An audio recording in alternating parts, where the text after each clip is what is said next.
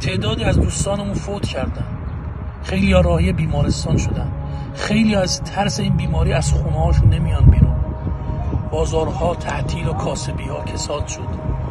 شهرها از جنب و جوش افتاد، تجمعهای خوبمون از هم متلاشی شد، حرمها خلوت شد، دور خونه خدا خالی شد،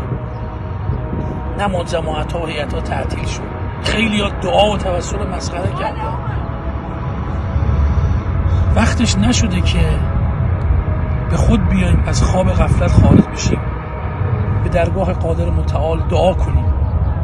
و بهترین وسیله الی الله یعنی امام زمان رو به درگاه خدا شفیع کنیم،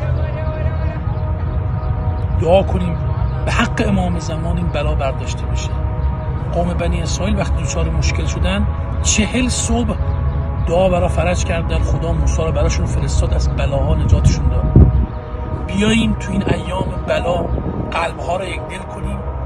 و با حالت اضطرار برای فرج امام زمان دعا کنیم که تمام گرفتاری ها با اومدن او حل میشه. دستامون رو بریم بالا با تمام وجود بگیم اللهم عجل لولیک الفرج اما یجیب المضطر اذا دعاه و یکشف السوء.